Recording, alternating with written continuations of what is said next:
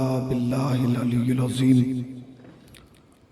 औज़ु बिल्लाहि मिनश शैतानिर रजीम। बिस्मिल्लाहिर रहमानिर रहीम। अल्हम्दुलिल्लाहिल्लज़ी ज़िक्रुहु लिश्शरफ़िज़ ज़ाकिरीन व शुक्रुहु फ़ौज़ुन लिश्शाकिरीन व ताअतुहु निजातन लिलमुतीईन। अस्सलातु वस्सलाम अला रसूलिस सकलैन महबूबे रब्बिल मशरक़ैन व रब्बिल मग़रबैन वलियुद्दारैन इमामिल क़िबलतैन जद्दिल हसन वल हुसैन अबिल क़ासिम मुहम्मद। अम्मा बअद फ़क़द क़ाल अल्लाहु सुब्हानहु तबारक व तआला व क़ौलुहुल हक़। बिस्मिल्लाहिर रहमानिर रहीम। क़द जाअकुम मिनल्लाहि नूरुन व किताबुम मुबीन। सलावत पढ़ दे पर मोहम्मद व आले। इंतहाई वाजिबुल एहतराम क़िबला काबा और हाज़िरीन फ़र्श अज़ा, ये इस मरकज़ी इशरा मजालिस की 8वीं तकरीर है जो आप हज़रात समाअत फरमाने जा रहे हैं। एक तालिब इल्म की हैसियत से जो कुछ मेरे कासे खिताबत में था, मैंने चाहा कि आपकी खिदमत आलिया में पेश कर दिया जाए। इस्लाम और उसूल हयात के उन्वान से कुछ बातें एक तालिब इल्म की हैसियत से आपकी गोश गुजार की गई। यकीनन कहीं ना कहीं वो आपके बुलंद पाया हाफ़ज़ों में महफूज होगी। चूँकि मजलिस सय्यद शुहदा किसी एक फ़िरक़े की मिल्कियत नहीं है। ये मत समझिए कि मजलिस जो है वो सिर्फ शियों का अधिकार है कि वो मजलिस करें, या शियों का अपनी प्रॉपर्टी है पर्सनल कि वो मजलिस हुसैन करेंगे। नहीं नहीं, किसी ने कहा था कि इंसान को बेदार तो हो लेने दो, हर कौम पुकारेगी हमारे हुसैन। या फिर किसी ने कहा था कि ये किसने कह दिया कि हमारी है करबला, ये किसने कह दिया कि हमारी है करबला। सच बात तुम कहो तो तुम्हारी है करबला। तो करबला हर दौर में हक और बातिल के दरमियान इम्तियाज का काम करती रही है। करबला अगर ना होती तो तौहीद ज़माने तक ना पहुंचती, करबला ना होती तो रिसालत हम तक ना पहुंचती, करबला अगर ना होती तो इमामत हम तक ना पहुंचती, कानून हयात, उसूल ज़िंदगी, ज़ाब्ते हयात कुछ भी हम तक ना पहुंचते। इसलिए कि मजलिस ज़ाहिरन एक लफ्ज़ है, मगर अगर इसे बिखेरा जाए तो मुकम्मल इस्लाम है। मुकम्मल कोई चीज इसमें ऐसी नहीं है जो नाम हुसैन के सदक़े में आप तक ना पहुंचाई गई हो। भाई हमारे यहाँ तो उसूलन जो हमारे आबा व अजदाद हैं, जो हमारे बुजुर्गान हैं, उन्होंने कभी हमें तरबियत नहीं दी कि बेटे तुम दोस्ती मजहब देख के करना। नहीं, कभी भी कोई दोस्ती मजहब देख के नहीं करता। दोस्ती हो जाती है, मजहब नहीं देखा जाता। दोस्ती हो गई, एक साहब की दोस्ती हो गई, वो भी मुसलमान थे। इत्तफाकन ये जो दोस्त थे ये शिया थे, वो बरादरान अहले सुन्नत से थे। तो जो शिया थे एक दिन उनके वालिद का इंतकाल हो गया, तो उन्हें पता चला, तो वो आए बेचारे, कांधा दिया, जनाजे को उठाया, कब्रिस्तान ले गए, ले जाके दफन कर दिया। अब वहां ऐलान हुआ कि हजरात परसों मजलिस इमाम हुसैन है बराए साल सवाब। वो आ गए अपने घर। आने के बाद उन्होंने बताया कि आज मेरे जो फला दोस्त हैं उनके वालिद का इंतकाल हो गया। पूरे खानदान ने अफसोस किया कि अच्छा भाई, बड़ा अफसोस हुआ कि आपके दोस्त के वालिद का इंतकाल हो गया। उन्होंने कहा मसला यह है कि अब परसों उनके यहाँ मजलिस है, उनके यहाँ परसों मजलिस है। तो उन्होंने कहा सुनो, जनाजे तक जाना सही है, मजलिस में ना जाना। भाई क्यों ना जाए मजलिस में नहीं जाना ना, मगर दोस्ती का मामला था, आना पड़ा उन्हें। उन्होंने सब कुछ भुलाया और मजलिस में क्या हुआ रियाज भाई, आ गए। अच्छा जब मजलिस में आए तो इत्तफाक वक्त शुरू में ही आ गए, तो उन्हें आगे ही जगह मिल गई, बैठ गए। तो उन्होंने देखा कि पहले मरसिया हुआ, फिर पेशखानी हुई, फिर सोसखानी हुई, ये सब हुआ। उसके बाद खतीब मिंबर पर पहुंचा। चूंकि जब से उन्होंने बताया था कि मजलिस होना है और मुझे जाना है, तो सब ये कह रहे थे कि नहीं जाना। तो अब उनके अंदर इश्तियाक बढ़ गया कि आखिर मैं भी तो सुनूं कि मजलिस हुसैन में होता क्या है, भाई होता क्या है, ये भी तो पता चले कि मजलिस में आखिर हो क्या रहा है। तो मिंबर के सामने बैठ गए। मिंबर पे खतीब आया, उसने सबसे पहले बैठते ही कहा बिस्मिल्लाहिर्रहमानिर्रहीम अल्हम्दुलिल्लाहि रब्बिल आलमीन। पढ़ा लिखा लड़का था, उसने दाएं बाएं देख के कहा, उसने कहा वाह मजलिस हुसैन की है, शुरू अल्लाह के नाम से हो रही है। हाय हाय हाय हाय, तुम्हारे सुनने पे सलाम है। मजलिस हुसैन की है, शुरू अल्लाह के नाम से हो रही है। थोड़ी देर के बाद कहा अबिल कासिम मोहम्मद, तो पूरी कौम ने सलावात पढ़ दी। उन्होंने कहा कमाल है, मजलिस हुसैन की है, दुरूद रसूल पे पढ़ा जा रहा है। उसके बाद थोड़ी देर के बाद आने वाले ने कहा अम्मा बाद, और कुरान की एक आयत पढ़ दी। उसने कहा कमाल है भाई, मजलिस हुसैन की थी, शुरू अल्लाह से हुई, दरमियान में नबी पे दुरूद पढ़ा गया, फिर अम्मा बात कह के कुरान की आयत पढ़ी गई। उसके अम्मा बात के बाद फिर रसूल का कौल सुनाया गया, अली की हदीसें सुनाई गई, रसूल की बातें सुनाई गई, नमाज का कानून बताया गया, हज का तरीका बताया गया, अरकान हज बताए गए, रोजे का तरीका बताया गया, ज़कात कैसे देना है ये बताया गया।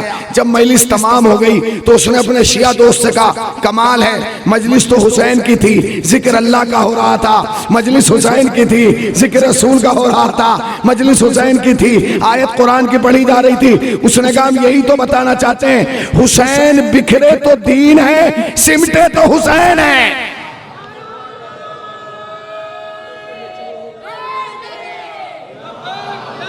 सलावत पढ़े वर मोहम्मद वाले मोहम्मद पर। लब्बैक या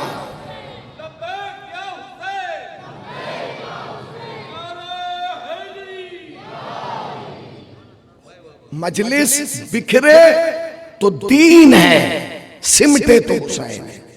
अगर हुसैन ना होता तो खुदा की कसम आज तुम इन मस्जिदों के मीनारों से अल्लाह अकबर की आवाज ना सुनो।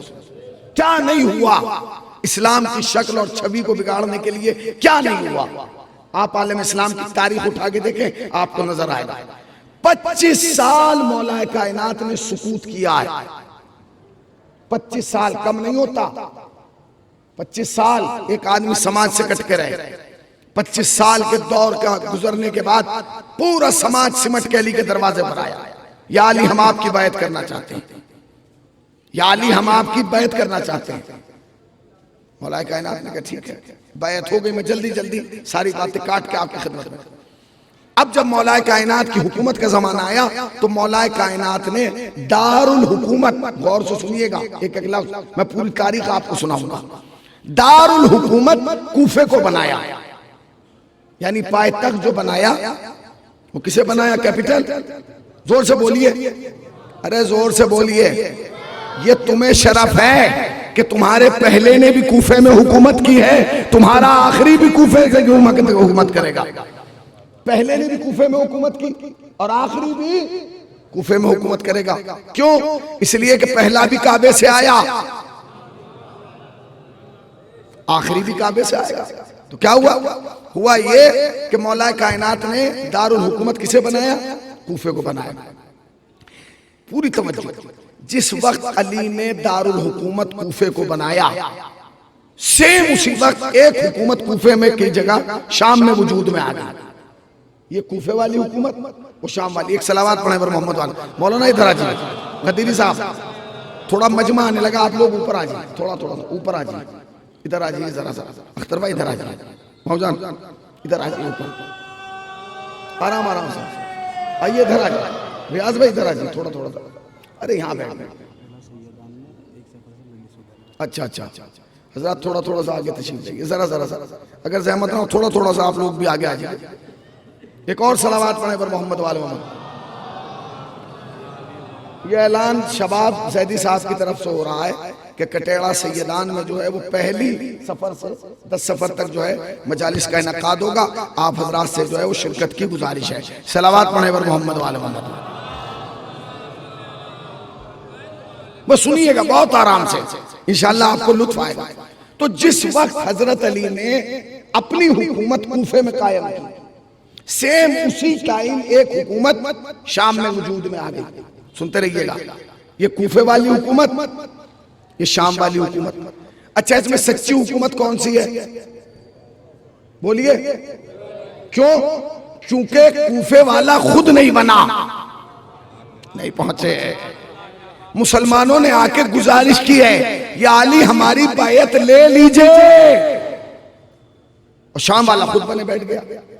मगर शाम वाले में इतनी ताकत नहीं थी कि वो कूफे में आके या मक्के या मदीने में आके कह देता कि मैं भी खलीफा हूं। शाम वाला समझ रहे हैं ना आप? समझ रहे हैं जिसका परसों तस्करा हुआ था? कौन? नहीं बोलिए कौन?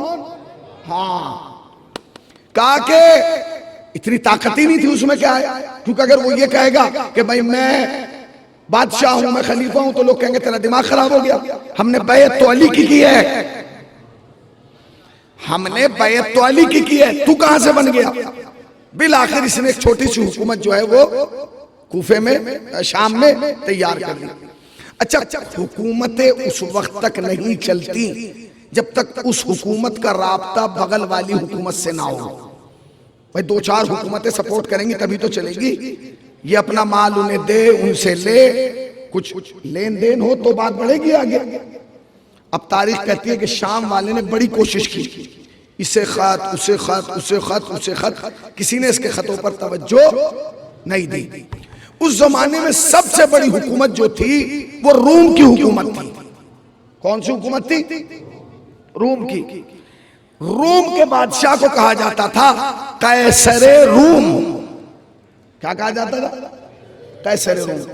यजीद के बाप ने मुसलसल कैसरे रूम को खत लिखे, हमारी भी एक हुकूमत है, इतने दायरे में है, इतना इलाका है, इतना मुरब्बा है, इतनी फौज है, इतना खजाना है। मगर कैसरे रूम ने उसकी एक भी बात नहीं तवज्जो से सुनी। जो भी खत जाता था कैसरे रूम लेता था और डस्टबिन में डाल देता था। ये बड़ा परेशान कि भाई मेरी बात पे तवज्जो नहीं दे रहा है किसी तरीके से। इसने एक दिन क्या किया, इसने अपने बेटे को बुलाया। बेटा समझ गए कौन? बोलिए। हाँ। और बुला के कहने लगा कि बेटे मैं मुसलसल कई खत भेज चुका हूं कैसरे रूम को, एक भी खत का जवाब नहीं आया। तो उसने कहा फिर क्या करें? कहा मैं इस बार ये चाहता हूं कि खत ना जाए, हुकूमत की तरफ से एक नुमाइंदा जाए, हुकूमत की तरफ से एक नुमाइंदा जाए जो वहां जाके बात करे हुकूमत से कि हमारी भी एक हुकूमत है। तो उसने कहा सलावत पढ़े मोहम्मद वाले। भाई अगर आप लोग ऊपर आ जाते तो ये काम जरा थोड़ा सही हो जाता। थोड़ा सा आप ऊपर आ जाइए, इधर आ जाइए जरा सा, वरना बच्चे आते नहीं, जरा जरा सा तुम भी ऊपर ही आ जाओ, चलो बैठ जाओ। एक और सलावत पढ़े मोहम्मद वाले। सलावत जोर से पढ़े, अभी तो मैं तमीद ही बना रहा हूं। हाँ, तो कैसरे रूम ने क्या किया? यजीद के बाप ने क्या कहा? यजीद को कहा इस बार खत नहीं जाएगा, इस बार हुकूमत का नुमाइंदा जाएगा।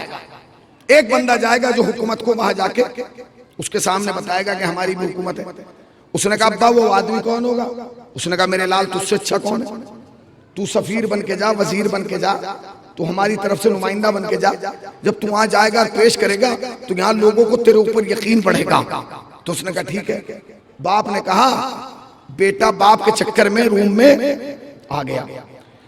अब रूम ऐसा तो कोई बादशाह नहीं था कि उठाया मुंह और आ गए मुलाकात हो गई, नहीं, उसका एक प्रोटोकॉल था, वो ऐसे नहीं मिलता था बगैर प्रोटोकॉल के। तो इन्होंने जाके वहां सिपाहियों से कहा कि हम आए शाम से, शाम की हुकूमत के नुमाइंदे हैं। उन्होंने कहा होगी हुकूमत, हुकूमत क्या बात है? तो कहने लगा हमें तो बादशाह से मिलना है। उसने कहा बादशाह ऐसे नहीं मिलता, पहले हम जाके बादशाह से पूछेंगे, अगर बादशाह का दिल होगा तो वो मिलेगा, वरना आप जिन पैरों से आए हैं उन्हीं से वापस चले जाइए। इन्होंने कहा ठीक है। शाम के वक्त कैसरे रूम बाहर टहलने के लिए निकला तो सिपाही ने आके कहा कि हुजूर एक साहब आए हैं शाम से, आपसे मिलना चाहते हैं, अपने आप को शाम की हुकूमत का नुमाइंदा बता रहे हैं। बस मजलिस शुरू हो गई, अपने आप को शाम की हुकूमत का नुमाइंदा बता रहे हैं। कैसरे रूम शादाब भाई बहुत तेज था, उसने कोरा पेपर उठाया, ब्लैंक पेपर, और उठाने के बाद सिपाही को दिया। कहने लगे पेपर ले जाओ और वो जो आया है उसको देना, और दे के कहना इस पे लिखे कि जिस हुकूमत का वो नुमाइंदा है उसका पहला बादशाह कौन था, दूसरा बादशाह कौन है, अरे जरा जागिए, तीसरा बादशाह कौन है, जो मौजूदा बादशाह है वो कौन है, और जो मौजूदा बादशाह है उसका बाप कौन है, दादा कौन है, ननिहाल क्या है, ददियाल क्या है, हसब क्या है, नसब क्या है। सलावत पढ़े ना पर मोहम्मद वाले मोहम्मद पार, बिखर के नहीं मिलके,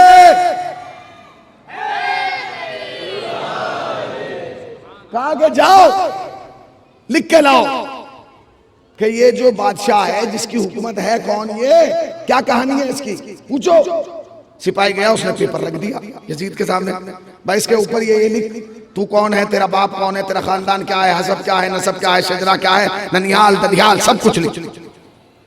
अब ये तो नहीं कहा जा सकता कि वो यजीद अक्लमंद था, ना ना, इसलिए कि आले मोहम्मद का दुश्मन कभी अक्लमंद हो ही नहीं सकता, चालाक हो सकता है। चालाक होना और है, अक्लमंद होना और है। चालाक तो करबला में उमर साद भी था, मगर अक्लमंद हुर था। जो चालाक था वो वहीं रह गया, जो अक्लमंद था वो निकल के आ गया। सलावत पढ़े पर मोहम्मद वाले मोहम्मद पार।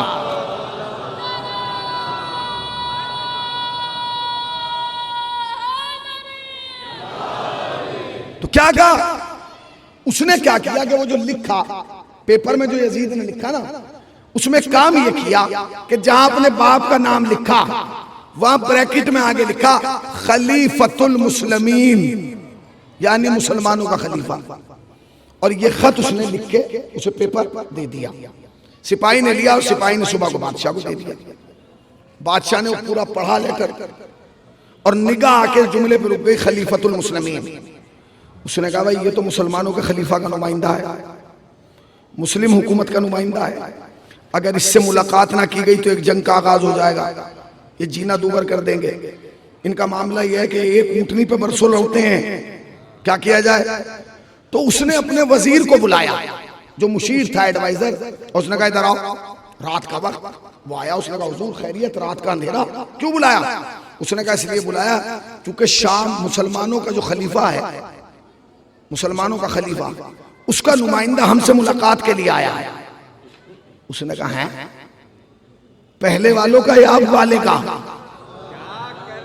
पता नहीं कहां बैठे हैं, जरा जागिए, पहले वालों का या अब वाले का। उसने कहा अब वाले का। कहेंगे नहीं, पहले वालों का तो आता तो मैं मानता, अब वाला कभी नुमाइंदा नहीं भेजेगा। क्या क्यों, क्या पहले वाले मजबूर थे, अब वाला मुख्तार है। पहले वाले मजबूर थे, अब वाला या मुख्तार है। तो उसने कहा क्या मतलब, का हुजूर आया कहां से है, तो कह लगा शाम से। कहने लगा गलत, मुसलमानों का खलीफा शाम में रहता ही नहीं, वो तो कूफे में रहता है। अब तो बहस छिड़ गई। बादशाह कह रहा है कि शाम से आया, वो कह रहा है। उसने कहा अच्छा रुक जाइए, सुबह होने दीजिए, हमारी तो मंडी बहुत बड़ी है ना, बाजार। वो गया, उसने सिपाहियों को कहा बाजार में जाओ और 2 बंदे पकड़ के लेके आओ, एक शाम वाला एक कूफे वाला। सिपाही पहुंच गए। उन्होंने कहा आप कहाँ के हैं, कहेंगे शाम का, के चल। आप कहाँ के हैं, कि कूफे का, के चल। 2 आदमी पकड़े और बादशाह के सामने, बादशाह के सामने ले आया। अब मैं जुमले आहिस्ता आहिस्ता कहूंगा, आप सुनते चले जाइएगा। तो बादशाह ने पूछा आप कहां से हैं, तो उसने कहा कि मैं शाम से हूं। आप, कि जी मैं कूफे से हूं। आपके यहां हुकूमत कौन करता है, कहने लगे खलीफतुल मुस्लिमीन। आपके यहां कौन करता है, क्या लगा खलीफतुल मुस्लिमीन। उसने कूफे वाले से पूछा क्या आपने अपने खलीफा को देखा है, तो कूफे वाले ने हाँ। क्यों नहीं देखा, का कब देखा है, का रोज नमाज उनके पीछे पढ़ता हूं। फिर उसने शाम वाले से पूछा क्या तूने अपने वाले को देखा है, उसने कहा का तूने क्या किया है, का रोज शाम को उनके साथ। सलावत पढ़े ना पर मोहम्मद वाले मोहम्मद पार। बन रहा है माहौल, बन रहा है, बन रहा है माहौल। गदीरी साहब मुस्कुरा रहे हैं, बन रहा है। ये लखनऊ पे जाएगा, आप बेफिक्र रहिए, ये वहीं सुना जाएगा जहां लखनऊ में सुना जाता है, समझे। क्या कौन, उसने कहा अच्छा। उसने कहा ऐसा करो, इन्हें बिठाओ, 2 आर्टिस्ट बुला लो, मुसव्विर। मुसव्विर समझते हैं? आर्टिस्ट जो ड्राइंग करते हैं, जो बनाते हैं। 2 आर्टिस्ट आ गए। उसने कहा ऐसा करो, शाम वाले को इस कमरे में भेज दो, कूफे वाले को इस कमरे में भेज दो। शाम वाला इस कमरे में, कूफे वाला इस कमरे में, एक आर्टिस्ट इस कमरे में, एक आर्टिस्ट इस कमरे में। और कहने लगे कि देखो, जैसा खलीफा तुम्हारा है तुम इसे बताओ, और जैसा तुम्हारा है वो और तुम बताओ। दोनों ने बनाना शुरू की। उसने बताना शुरू किया।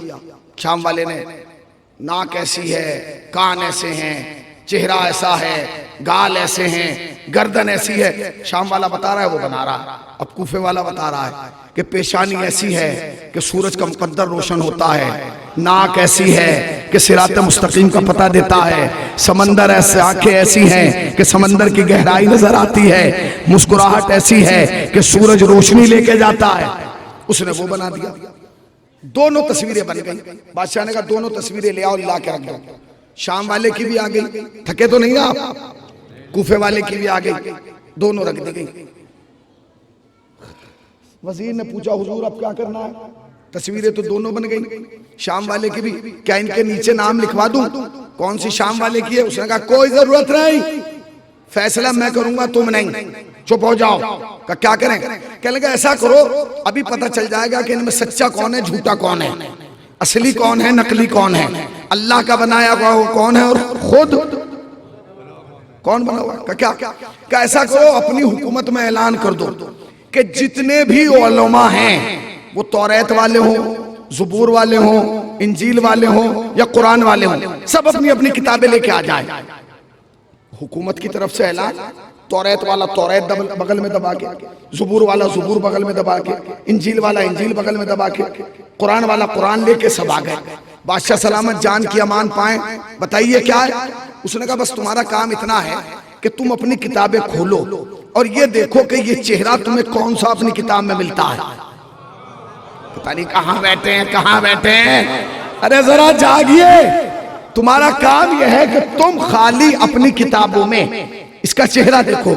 जिसकी आंखें तौरात में मिले दस्तखत कर देना, ज़बूर में मिले दस्तखत कर देना, इंजील में मिले दस्तखत कर देना, कुरान में मिले दस्तखत कर देना। उलमा बैठे, जल्दी जल्दी किताबें पलटी, पलटने के बाद किताबें बंद की, सब उठे, जल्दी जल्दी दस्तखत किए, चले गए। फिर बादशाह आया, देखा एक तस्वीर वो थी जिसपे दस्तखत ही दस्तखत थे, एक तस्वीर वो थी जिसपे एक अंगूठा भी नहीं था। बादशाह ने मुसव्विर को बताया, कहने लगा ये बता कि जिसपे दस्तखत है ये किसकी तस्वीर है, जिसपे अंगूठा भी नहीं ये किसकी है? उसने कहा हुजूर ये जो दस्तखत वाली है ना ये कूफे वाले की है, और जिसपे अंगूठा भी नहीं ये शाम वाले की है। उसने कहा उलमा से, अरे एक आध दस्तखत इसपे भी कर देते। उलमा ने कहा कैसे करते? यहीं से समझना, लानत वाला चेहरा और है, आयत वाला चेहरा।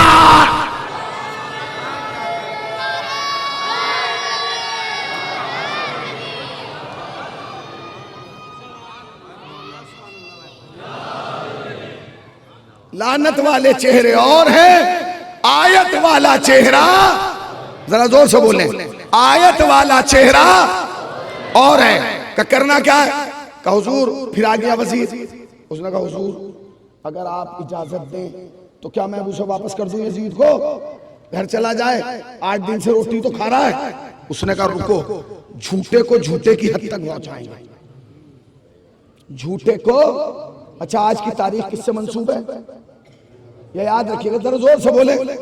हाँ इसलिए मैं आपको सुना रहा हूं, झूठे को झूठे की हद तक पहुंचाएंगे। उसने कहा कैसे? कहा देख ऐसा करके सुबह एक खत लिख। किसे खत लिख? कूफे वाले के नाम कि हुजूर यहाँ एक शख्स आया है जो अपने आप को मुसलमानों के खलीफा का नुमाइंदा बता रहा है, आया शाम से। अब 2 सूरतें हैं, या तो आप खुद तशरीफ लाइए, और अगर आप नहीं आ सकते तो उसे भेज दीजिए जो आप जैसा हो। पता नहीं कहां बैठे हैं, या आप आइए या उसे भेजिए जो आप जैसा हो।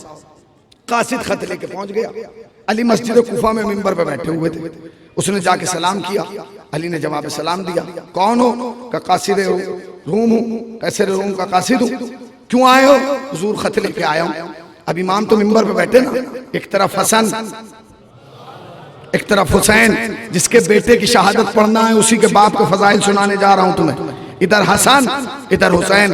इमाम को खत दिया गया, इमाम ने खत पढ़ा, मुस्कुराना शुरू किया। मुस्कुराना शुरू हुआ क्योंकि खत में लिखा था या आप आइए या उसे भेजिए जो आप जैसा हो, जो आप जैसा हो, जो आप जैसा हो। इमाम ने खत पढ़ के हसन के हवाले किया, ऐ मेरे लाल हसन खत ले और कासिद के साथ रूम चला जा और जाके भरे दरबार में दुनिया को बता दे कि सच्चे बाप का सच्चा बेटा कौन है, झूठे बाप का झूठा बेटा। बिखर कर मिल के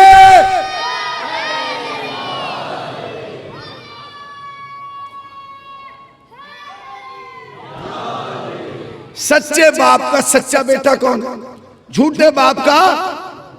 इमाम हसन ने हुक्म पिदरी सुना और कैसर रूम के यहां आ गए। कैसर रूम को पता चल गया कि कूफे वाले ने भी अपना नुमाइंदा भेज दिया। उसने कहा एक कमरे में नहीं रोक दो, एक कमरे में यजीद, एक में इमाम हसन। उसने कहा हुजूर अब क्या होगा, मुकाबला होगा, मुबाहिसा का कुछ नहीं, मैं तो चुटकियों में पता लगाऊंगा। का कैसे? कल ऐलान कर दो हुकूमत में कोई अपनी दुकान नहीं लगाएगा, कोई अपना ठेला रेड़ा कुछ नहीं, छुट्टी हड़ताल। का नतीजा क्या होगा? का कह दो कल सबको दरबार में आना है। उसने कहा इतनी बड़ी दरबार में जगह कहां कि सारा मजमा दरबार में आ जाए। उसने कहा तो दरबार उठा के सड़क पे लेके चलो। दरबार दरबार में नहीं बाजार में लगेगा। पूरा बाजार दरबार बनाया गया, सजाया गया, संवारा गया, रास्ता किया गया। सामने एक ऊंचा तख्त लगाया गया, उसके सामने एक सदर दरवाजा बनाया गया। सारा मजमा आ गया। सबसे पहले बादशाह आया। जब बादशाह आया तो सारे मजमे ने हाथ जोड़ के कहा हुजूर हमें क्यों बुलाया, खैरियत तो है। उसने कहा भाई इसलिए बुला लिया क्योंकि एक ही पोस्ट के दो दावेदार हैं और दोनों का कहना यह है कि हम खलीफतुल मुस्लिमीन के नुमाइंदे हैं। तो कहने लगे हमें क्या करना है? कहा बस तुम्हें देख के पता लगाना है कि इसमें सच्चा कौन है। तुम्हारा तजर्बा, तुम्हें देख के पता लगाना है सच्चा कौन है, झूठा कौन है। उन्होंने कहा तो हमारे उल्टे हाथ का काम। बिठा दिया। बादशाह तख्त पे बैठ गया। आधा मजमा इधर, आधा मजमा इधर। बादशाह ने इशारा किया, ए शाम वाले को लेके आओ। सिपाही पहुंच गया। सिपाही ने शाम वाले से कहा चलो तुम्हें दरबार में बुलाया है। यजीद उठा, सजा, तैयार हुआ, आमादा हुआ और दरबार में आ गया। अब जो रिवायत का जुमला है वो सुन लीजिए। जो सदर दरवाजा बनाया गया था ना, मेन गेट, उस पे यजीद झुका, रुका और रुकने के बाद झुक के बादशाह को फर्शी सलाम किया, फिर दाएं वालों को, फिर बाएं वालों को। लोगों ने कहा वाह नई चीज। आगे बढ़ा, वसत में आया, दरमियान में, सेंटर में, फिर बादशाह को फर्शी सलाम किया।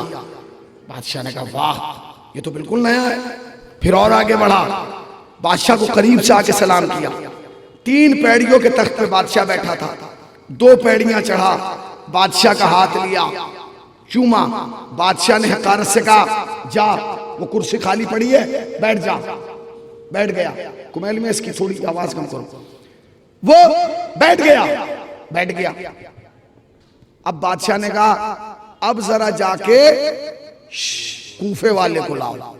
सिपाही फिर पहुंचा, हुजूर आपको भी बुलाया, बस फौरन चलिए। होता है ना, फौरन चलिए, दरबार आपका इंतजार कर रहा है। इमाम हसन ने पहला जुमला का बता दिया कि वो और हैं, हम और हैं। इमाम ने कहा सुन, हम अपनी मर्जी से आए हैं, अपनी मर्जी से जाएंगे। का क्यों? का इसलिए कि मैं मुहताज जमाना नहीं, इमाम जमाना हूं। मोहताज और है, इमाम और है। हम अपने वक्त पे जाएंगे। इमाम ने तबर्रुकात का संदूक खोला, सर पे रसूल का अम्मामा रखा। देखते रहिए, सर पे रसूल का अम्मामा रखा, तकवे की रिदा डाली, तवक्कुल का पटका बांधा, असाए मूसा हाथ में लिया। तारीख कहती है अब जो हसन चले, पहला कदम रखा, ततलीस परस्तों पे कयामत टूटी। दूसरा कदम रखा, कायनात का सर चकराया। तीसरा कदम रखा, सजदाहात की बुलंदियां हसन के कदमों को बोसा देने लगी। चौथा कदम रखा, ईसा चौथा आसमान छोड़ के हसन की जियारत को आए। पांचवा कदम रखा, पंजतन की गैरत सिमट के हसन की आंखों में आई। तारीख कहती है हसन उस दरवाजे पे आए जो सदर दरवाजा था। पूरा मजमा हसन को देख रहा है। अभी पहले वाले की एंट्री देखी, अब हसन को देखिए। हसन खड़े हुए, न दाएं देखा, न बाएं देखा, न आगे देखा, न पीछे देखा। हसन ने खड़े होकर आसमान की तरफ देखा और देख के कहा, उस अल्लाह का शुक्र है, उस अल्लाह का शुक्र है, उस अल्लाह का शुक्र है जिसने पूरी कायनात को हमारे लिए पैदा किया, हम अहले बैत को अपने लिए पैदा किया।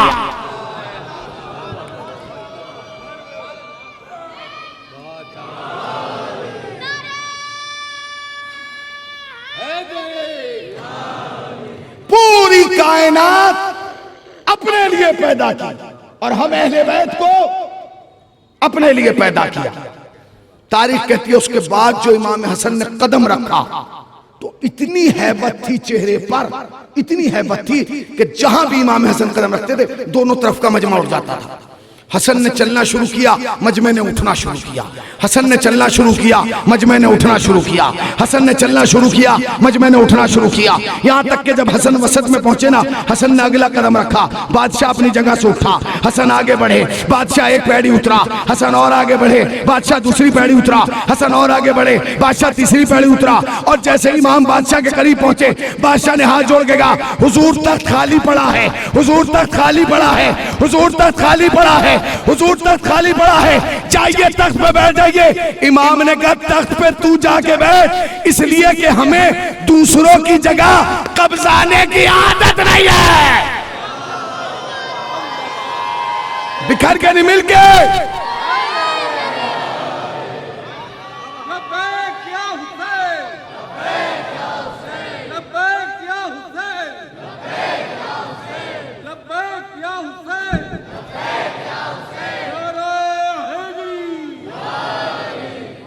हमें दूसरों की जगह कब्जाने की आपने गौर ही नहीं किया। इमाम ने तो पोस्टमार्टम कर दिया पूरी तारीख का। बैठ, हमें दूसरों की जगह बैठने की आदत नहीं। बादशाह अपनी जगह बैठ गए, इमाम जाके बैठ गए। कैफियत देखिएगा, इधर यजीद, इधर इमाम, इधर निजासत, इधर तिहारत, इधर मोहताज, इधर मुख्तार, इधर बादशाह जैसा, उधर रसूल जैसा पहुंचे। कैफियत समझिए, कैफियत समझिए ताकि वजदारी हो। ये कैफियत है।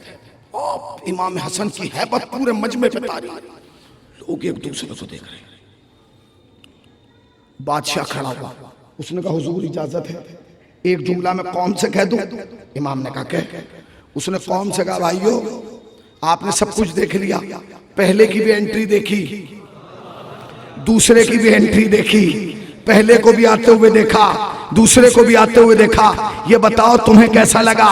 पहला कौन है, दूसरा कौन है? सारे मजमे ने एक दूसरे को देखा। एक बड़े मियाँ खड़े हुए, उसने कहा बादशाह मैं दिल की बात बताऊं कि पहला कैसा है दूसरा कैसा? उसने कहा बताओ। उसने कहा जब पहला वाला आया ना तो उसकी आमद से लगा कि मजबूर बाप का मजबूर बेटा आया है, मगर जब हसन आया तो लगा मुख्तार बाप का।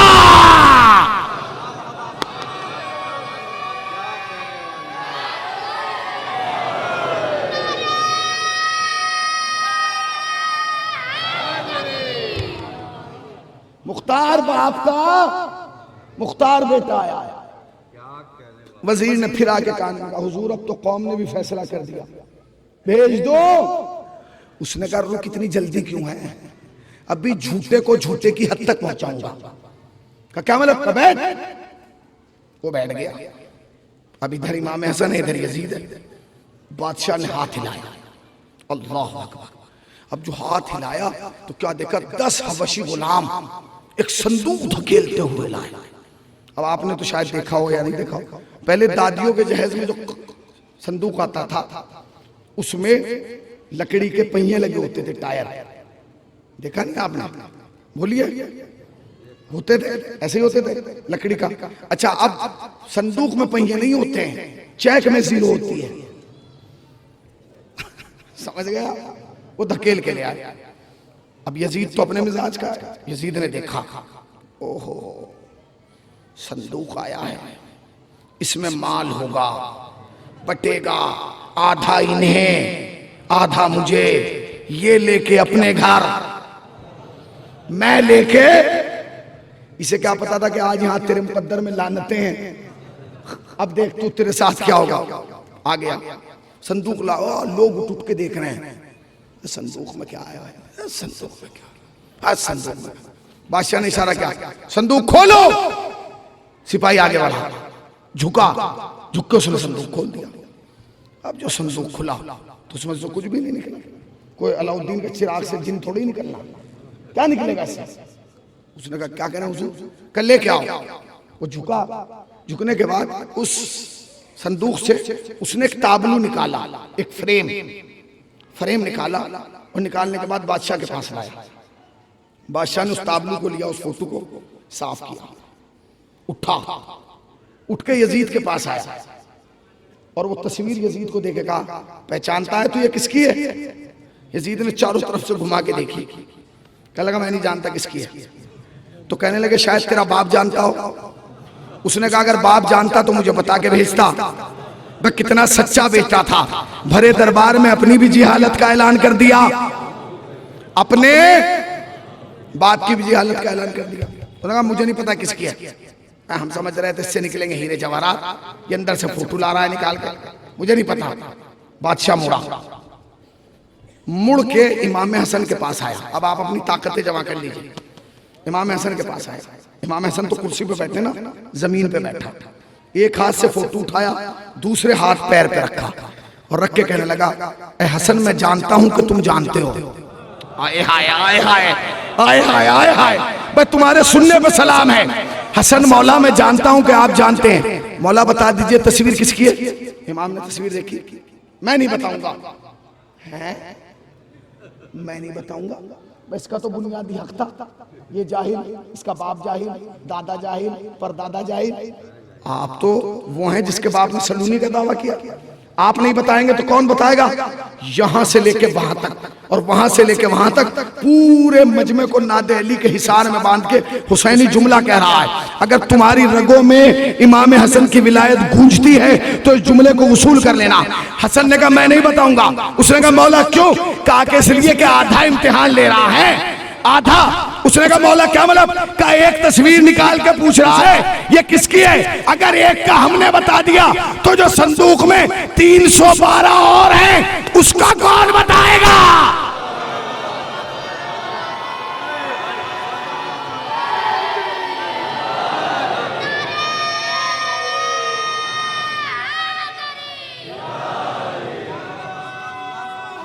मैं थोड़ा थोड़ा आगे आ जाइए, जरा जरा सा बाबू, जरा सा आगे आ जाइए, जरा जरा सा आगे आ जाइए, जरा जरा सा, जरा जरा सा आ जाए। मोहम्मद आगे आ जाओ बेटा, जरा जरा सा, जरा जरा बस पीछे वाले भी आगे आ जाए, जरा जरा सा। शान भाई आगे आ जाइए, थोड़ा सा लाइट से आगे आइए, जरा जरा सा, थोड़ा थोड़ा सा। एक और सलावत पढ़े पर मोहम्मद वाले, जरा जरा सा।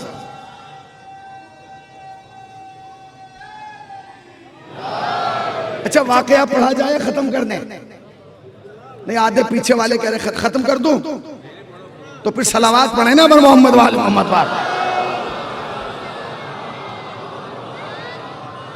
क्या कहा इमाम ने कहा अगर एक का हमने बता दिया तो जो 312 अंदर हैं उसको कौन बताएगा, ये या इसका बाप। और लोगों ने कहा ये तो इतना बड़ा आलिम, इसे भी पता है कि संदूक में और इतनी तस्वीरें। तो कहने लगा मौला क्या करूं। इमाम ने कहा सारी तस्वीरें निकाल, सबका बताएंगे। कहां बैठे ये आज जिसकी शहादत है उसके बाप के फजाइल सुना रहा हूं, सारी तस्वीरें निकाल। अब वो ऐसा तो था नहीं कि ज़ैनबिया कॉलेज था चारों तरफ दीवारों पे ठोक दी जाए, चौराहा था, बाजार था। 313 तस्वीरें, 313 तस्वीरें, 313 सिपाही लेके खड़े हो गए। आपने देखा पुराने जमाने में स्लेट पे नाम लिखवा के फोटो खिंचवाते थे, ऐसे समझ लीजिए जैसे मैं कह रहा हूं, समझ गए। तख्ती पे नाम लिखा होता तो यूं करके फोटो खिंचवाता था। 313 सिपाही ऐसे लेके खड़े हो गए। मजमा देख रहा है, यजीद कह रहा है ये क्या हो रहा है। मुझसे एक का नहीं बताया गया, इन्होंने और भी निकलवानी। अब अगर इन्होंने आधी की बता के आधी के बाद कहा कि तू बता मेरा क्या होगा, वो अपनी टेंशन में इमाम हसन उठे, आगे बढ़े और बादशाह के करीब आके कहा नीचे उतर। पता नहीं कहां बैठे, पर तुम्हारे सुनने पे सलाम है, जितनी खामोशी से तुम सुनते हो ना, मुझे डर लगता है शायद जिब्राइल ना नाजिल हो जाए। सुनते रहो, सुनो। क्या मतलब? इमाम नीचे उतरे, बादशाह से कहा नीचे उतर। कहने लगा मौला क्यों? तुझे ही तो बताऊंगा। तारीख कहती है इमाम आगे बादशाह पीछे, इमाम आगे बादशाह पीछे, इमाम आगे बादशाह पीछे, इमाम आगे बादशाह पीछे। तुम जागे ही नहीं। इमाम आगे बादशाह पीछे, इमाम आगे बादशाह पीछे, इमाम आगे बादशाह पीछे, इमाम आगे बादशाह पीछे। इमाम ने बात बता दिया, इमाम आगे रहता है, बादशाह पीछे रहता।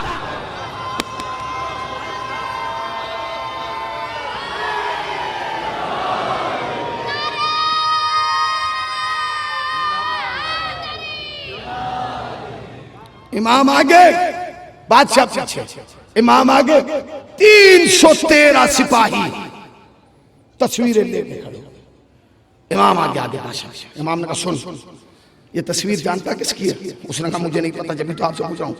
इमाम ने कहा ये आदम है, ये नूह है, ये इब्राहिम है, ये इस्माइल है, ये ज़याहिया है, ये ज़करिया है, ये शीश है, ये अनूश है, ये महलाइल है, ये कीनान है, ये अदनान है, ये इमरान है, ये सफ़ान है, और ये मेरा नाना मोहम्मद है।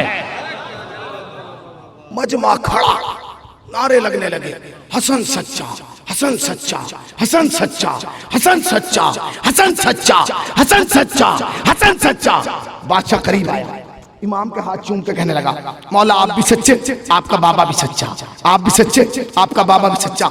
ये कह के पलटा, तख्त पे जाने लगा। इमाम ने हाथ पकड़ लिया, कहां जा रहा है, कहां जा रहा है? उसने कहा मौला जाके तख्त पे बैठूं और बताऊं कि आप सच्चे हैं झूठे? इमाम ने कहा इतनी जल्दी क्या है?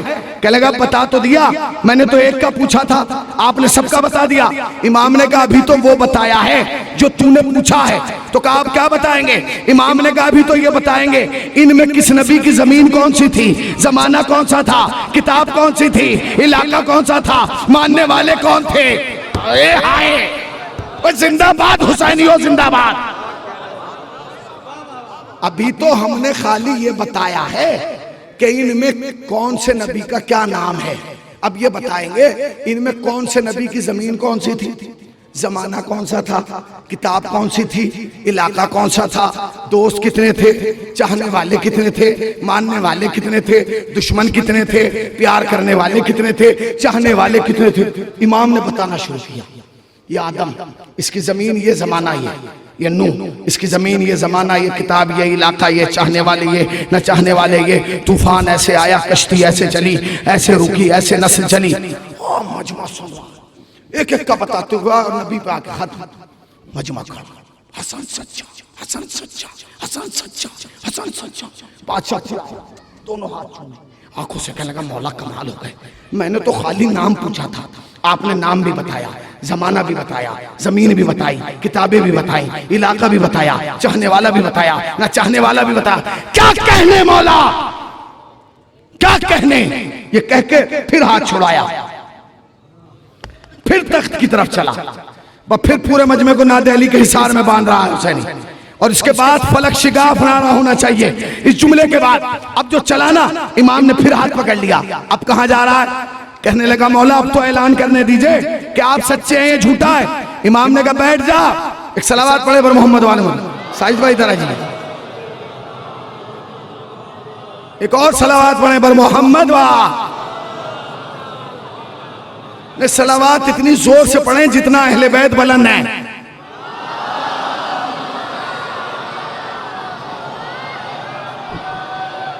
क्या कहा सुनिए, क्या कहा? मौलाना का सुन बैठ जा, अभी तो हमने तुझे तेरे बारे में बताया ना, इस किताबों के बारे में कि नबी कौन सा है, जमीन कौन सी है, जमाना।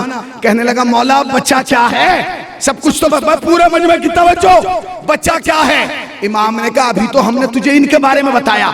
तो कहने लगा बच्चा क्या है? कहेंगे एक चीज तो बच गई जो मेन पॉइंट है। का क्या? का अभी तो ये भी बताना है इनमें किस पे मेरे बाप का क्या एहसान है। अरे जरा जागिए, इनमें किस पे मेरे बाप का क्या एहसान है? उसने कहा क्या मतलब? इमाम ने कहा सुन, ये आदम है, इसकी तौबा मेरे बाप ने कबूल कराई। ये नूह है, इसकी कश्ती मेरे बाप ने पार लगाई। ये मूसा है, इसके लिए रास्ता मेरे बाप ने बनाया।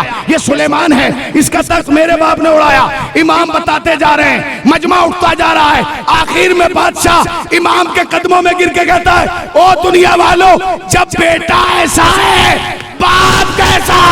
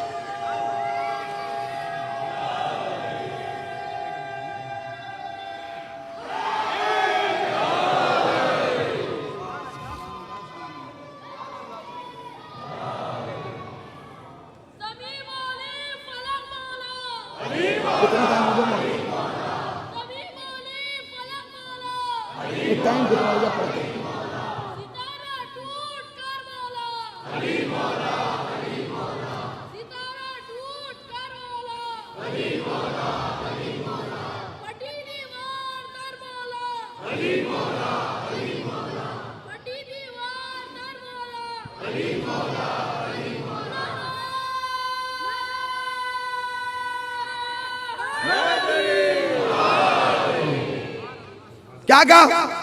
कदमों में गिर गया और कहने लगा जब बेटा ऐसा है, आया हाय, जब बेटा ऐसा है तो बाप। अब मैं एक जुमला कह दूं, पूरे इस्कदवाई नगर के मजमे की तरफ से इजाजत है? कहूं? ना ना, जब तक सब इजाजत नहीं देंगे नहीं कहूंगा। मैं कह दूं मगर फिर नारा ऐसा ही लगेगा ना। आप सबकी तरफ से जुमला कहना चाहता हूं, बादशाह शुक्र अदा कर कि ये तो बेटा आया है। अगर बाप आता तो अली को बताने की जरूरत नहीं थी। इनमें किस पे क्या एहसान है? तस्वीरें खुद बोलती, हम पर अली का ये एहसान।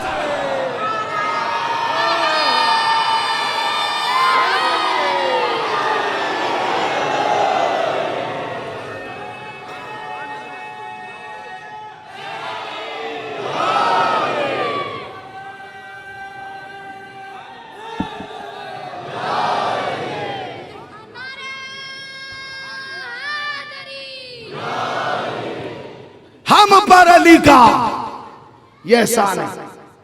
बादशाह तख्त पे बैठा, वजीर से कहने लगा देख फैसला कैसा किया, अब इससे पूछ खुद जाएगा या पहुंचवाऊं? पूछ ले, ये खुद जाएगा। अच्छा यजीद तो यहाँ है ऑफिशियल मीटिंग में, अब्बा वहां बड़ी बड़ी बनाए, मेरा बेटा गया है, ऐसी मीटिंग, ऐसी बातें, ऐसी, यहाँ ये बेइज्जती हो रही है। इधर से यजीद चला गया, उधर अब्बा बना रहे माहौल, ऐसा वैसा, डबल पैसा, कैसा कैसा। इतनी देर में सिपाही दौड़ा हुआ है। उसने कहा हुजूर मुबारक हो, शहजादा आ गया। अब मैं छोटे छोटे लफ्ज कहूंगा, बड़ी बड़ी बातें होंगी, हर चीज की वजाहत जरूरी नहीं। उन्होंने कहा हुजूर बेटा आ गया। उसने कहा कौन? यजीद आ गया। भरा हुआ दरबार। उसने कहा अगर यजीद है बुलाओ। भरे हुए दरबार में बुलाओ, जरा पता है लोगों को, पता है सफर कैसा रहा, मीटिंग कैसी रही है, कैसी रही। सिपाही गया। जुमला एक ही है, आहिस्ता से कहूंगा, जोर से समझ जाइएगा। सिपाही ने जाके कहा हुजूर आपको अब्बा बुला रहे हैं। तो यजीद ने कहा किसके? कहां बैठे हैं किसके? जिसे दुश्मन आले मोहम्मद के नाम पर भी हसीना आए वो कहां हंसेगा? किसके? तो कहने लगा जी जाहिरन तो आप ही के हैं। उसने कहा मैं नहीं आता, मना कर, मैं नहीं आऊंगा। उसने कहा नहीं मैं नहीं आ रहा हूं, मना कर। अब तो हालात खराब। उसने जाके कह दिया हुजूर वो तो आ ही नहीं रहे। उन्होंने कहा कहो प्यार से कहो कि अब्बा बुला रहे हैं। उसने कहा वो अब्बा मानने को तैयार नहीं है, आप बेवजह अब्बा अब्बा। वो तो गुस्से में है। खैर 2-3 आदमी गए कि चलिए हुजूर आए। अब भरा हुआ दरबार है, इधर भी दरबारी, इधर भी सामने बादशाह। यजीद ने वहां से एंट्री की तो खुश हो गया। बेटे इन्हें बताओ तुम्हारा कैसा सफर रहा, रूम का कैसा सफर रहा, रूम जो गए थे कैसा टूर रहा। उसने कहा अब्बा रूम की बात रूम में बताऊंगा।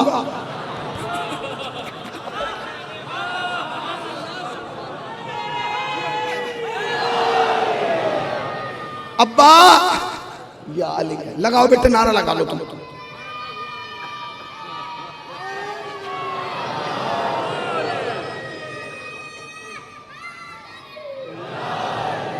अब्बा रूम की बात रूम में बताऊंगा।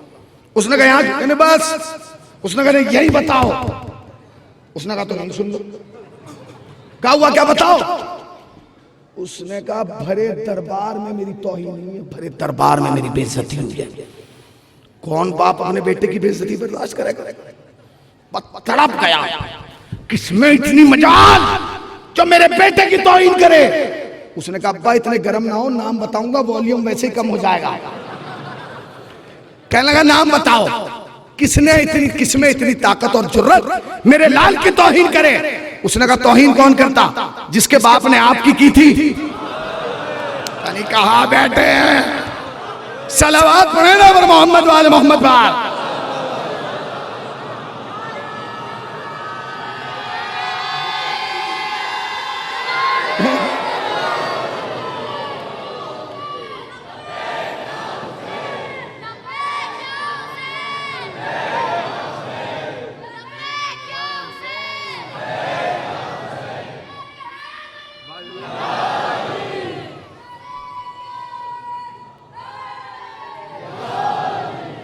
जिसके बाप ने आपकी की थी। तो कहने लगा किसकी, किसने की थी, किसने की है तो आई नाम बताओ। उसने कहा करता कौन, हसन इब्न अली ने की है। तो कहने लगा बेटे फिर तो खुशी मना, मिठाई बात मिठाई। कहने लगा अब्बा मेरी बेइज्जती हुई आ मिठाई। कहने लगा मिठाई बात कि तुझे कायनात के इज्जतदारों ने जलील किया है, किसी जलील ने जलील नहीं किया। सलावत पढ़े पर मोहम्मद वाल। करबला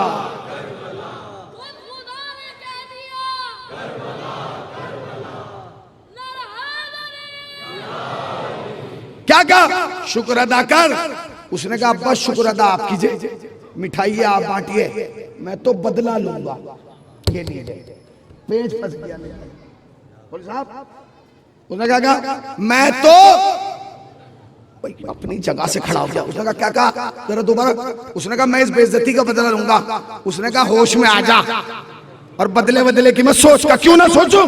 का इसी अरमान में तुम्हारे दादा निकल गए, वो चले गए वहां और इसी में हम बैठे हैं, ना वो ले पाए ना हम। तेरी तो हैसियत क्या। उसने कहा मैं लूंगा, मैं लूंगा। तारीख कहती है जब तक अली जिंदा रहे तब तक तो मौका नहीं मिला कैसे बदला लेते। मगर मौलाए कायनात के बाद एक दफा अमीर शाम मदीने आया। इमाम अली चले जा चुके हैं, दुनिया शहादत हो चुकी। अब आया ये यजीद आया अपने बाप के पास। कहने लगा अब्बा शहर उसका है, लोग उसके हैं, हुकूमत हमारी है, अब बदला ले लो। उसने कहा कैसे। उसने कहा कैसे भी लो। उसने कहा ले लेंगे बदला। तारीख कहती है जितने लोग अमीर शाम से मिलने आए इसने सबको माल दिया, माल माल। इमाम हसन को बुलवा रहा है, इमाम हसन आ ही नहीं रहा। इसने सिपाही भेजा, इमाम हसन ने कहा आएंगे। उसने फिर भेजा, इमाम ने कहा जब वक्त होगा आ जाएंगे। सिपाही ने कहा कि जी जब वक्त होगा तब आएंगे। कोई बात नहीं। इसने जो दरबान था ना, अब तो आप जब होटल में जाएंगे तो दरवाजे पे एक दरबान खड़ा होता है। उसका काम क्या होता है, गेट खोलना और बंद करना। उस जमाने में गेट नहीं थे, पर्दे हुआ करते थे पर्दे। जब कोई आता था तो सिपाही पर्दा उठाता था। इसने कहा सुनो पहली प्लानिंग तो यह है कि जब हसन आए तुम पर्दा मत उठाना, हसन खुद पर्दा उठा के आएंगे, ये बेइज्जती होगी। दूसरे प्लानिंग यह है कि जब हसन दरबार में आएंगे तो मैंने तो सुबह से माल बांटा, मैं तुमसे कहूंगा कि अब जितना माल है सब हसन को दे दो। हसन खुद तो लेंगे नहीं क्योंकि लेने में तौहीन। भाई इमाम हसन कैसे ले ले माविया का माल, वो लेंगे नहीं तो उनकी तौहीन होगी, हमारी वाहवाही हो जाएगी कि इतना दिया था उन्होंने लिया नहीं, तो काम दोहरा हो जाएगा। हसन की तौहीन भी हो जाएगी और हमारी क्या कहने। सिपाही ने कहा ठीक है। अब ये तो तय नहीं था इमाम हसन कब आएंगे। अचानक वो जो दरवाजे वाला सिपाही था वो दौड़ा हुआ आया, हुजूर क़यामत आ गई। उसने कहा क्या हसन आ रहे हैं? उसने कहा अंदर आ जा। बाहर रहेगा तो पर्दा हटाना पड़ेगा ना, अंदर आ गया अंदर। तारीख कहती है जैसे ही इमाम हसन ने पहली पैड़ी पे कदम रखा, आधा पर्दा उठ गया। यानी कहां बैठे। जैसे ही इमाम हसन ने पहला कदम रखा, आधा पर्दा उठ गया। दूसरा उठाया और उठ गया। तीसरा कदम जो रखा तो पर्दा जाके छत से चिपक गया। अब जो पर्दा छत से चिपका तो माविया ने उसे घूरा। वो जो सिपाही था उसके हाथ यहां बंधे हुए थे। उसने कहा मेरे तो हाथ यहां बंधे हुए, मेरा कोई कसूर ही नहीं। तो कहने लगा पर्दा कैसे उठ रहा है?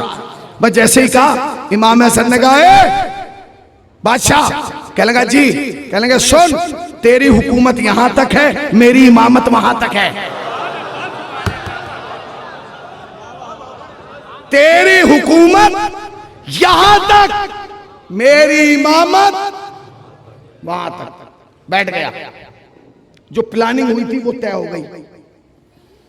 इसने सिपाही को बुलाया, कहेंगे सुनो, जितना माल सुबह के पहले आदमी से लेकर आखिरी आदमी तक दिया गया है, इतना अकेले लाके हसन को दो। तो आप सिपाही खान लेके, और उस खान में, खान समझते जिसमें फातिहा का सामान आता है, ये तो उसी में रह गया।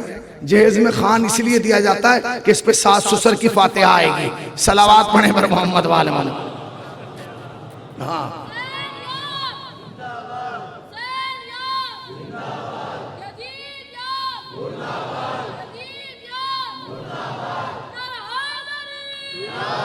इस बच्चे ने भी इसलिए नारा लगा दिया क्योंकि इसे पता ही नहीं चला कि मैंने क्या कहा है।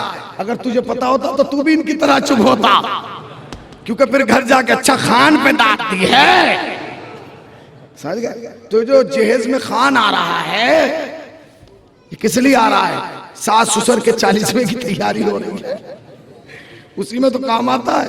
लेकर आइए जहेज, जितना बड़ा खान उतना बड़ा 40वां। समझ गए? खुदा के वास्ते रोकिए इन चीजों को। ये जहेज लानत है। दामाद गरीब ढूंढ लो, गलीज मत ढूंढना।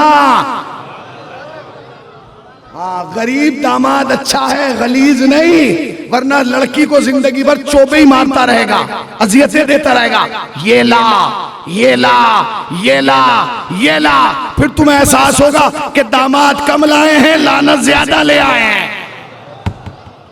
क्या कहा? उसने कहा कि जाओ लेके आओ। वो माल लधावा आ रहा, रख दिया। उसने कहा हसन, ये सब तुम्हारे लिए। अब वो जो जुमला है वो तारीख साज है, वो सुनिएगा। पूरी तवज्जो, पूरी तवज्जो। ये सब इमाम हसन ने उसे देखा भी नहीं, वो करोड़ों माल रखा हुआ है। और कहने लगा तुम भी क्या याद रखोगे, मैं उमैया का बेटा हूं। ये फख्र था साजिद भाई, ये फख्र था। तुम भी क्या याद रखोगे, मैं किसका बेटा हूं? उमैया का। इमाम हसन ने कहा हो गया। अब मुश्किल यह है कि ना तो इमाम हसन ने कबूल किया माल, ना ही मना किया। भाई एक तो आदमी कहता है मैंने कबूल कर लिया, एक कहता है नहीं रहने दो। ना इमाम ने हाँ ना, पूरा मजमा देख रहा। इमाम ने कहा हो गया? कहने लगा जी। इमाम ने कहा मैं चलूं? कि जी जाइए। इमाम उठे, चले, चलते जा रहे हैं। इमाम जा रहे हैं। अब इमाम दरवाजे पे आए। दरवाजे पे वही गुलाम खड़ा है जो हाथ बांधे हुए थे। उसने देखा कि इमाम की जूती उल्टी हो गई। पता नहीं कहां बैठे हैं, इमाम की जूती उल्टी हो गई। ये जूती इसलिए उल्टी हुई क्योंकि किसी की किस्मत को सीधा होना था। ये जूती इसलिए उल्टी हुई क्योंकि किसी की किस्मत को सीधा होना था। इमाम ने जूती को देखा, सोच ही रहे थे कि इसे सीधा करूं। वो गुलाम ना, वो जो हाथ बांध, उसने कहा मौला ये क्या गजब कर रहे हैं, मैं बादशाह देख रहा है, उसे गुस्सा आ रहा। उसने कहा मौला ये मैं। इमाम ने कहा भाई तू कर ले। वो आया, उसने जूती उठाई, साफ की, चूमी, पेशानी से लगाई, हाथों पे उठाई, कहने लगा मौला पहन लीजिए। इमाम ने पांव जूती में डाला, उसके सर पे हाथ रख के आहिस्ता से जुमला कहा। माविया खड़ा हो गया। इमाम ने कहा ओ गुलाम ये सारा माल तेरा। पता नहीं कहां बैठे हैं, ना ना ना ना ना ना, ऐसे नहीं, ऐसे नहीं।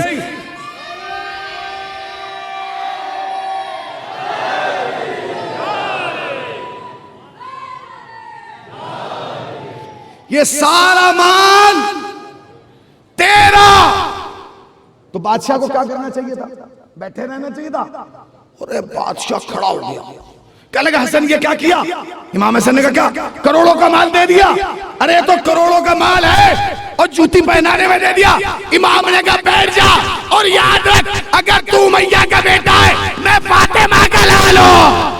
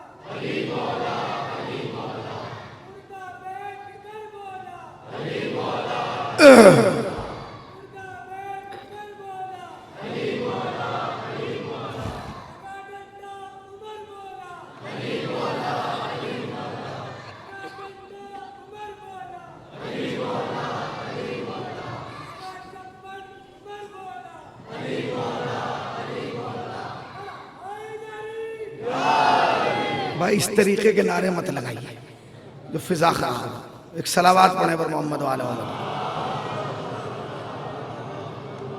हाँ समझ गए ना? अब सुनिए क्या कहा उसने। कहा कि सारा माल किसे दे दिया जाए? इमाम हसन ने कहा अब जो माल दिया तो बाप ने बेटे को घुरा करा बेइज्जती, माल भी चला गया, इज्जत भी चली गई। उसने कहा अब्बा ऐसे नहीं जाने दो, हसन से पूछो कि अपने खानदान का तारुफ कराए। बादशाह ने कहा रुक जाओ जरा अपना खानदान का तारुफ कराओ। इमाम ने 4 जुमले गए, तारुफ करके चले गए। कहने लगे मेरा तारुफ सुनना चाहता है? तो कहने लगा हाँ बताइए। तो इमाम ने कहा जमीरी मोहम्मद, अमीरी अली, वजीरी हुसैन, फकीरी जिब्राइल। मेरा तारुफ तो यही है कि मेरे जमीर का नाम मोहम्मद है, मेरे अमीर का नाम अली है, मेरे वजीर का नाम हुसैन है, मेरे फकीर का नाम जिब्राइल है। और याद रख जब सारे मिलके हमारे फकीर का मुकाबला नहीं कर सकते तो जनाबे अमीर का मुकाबला।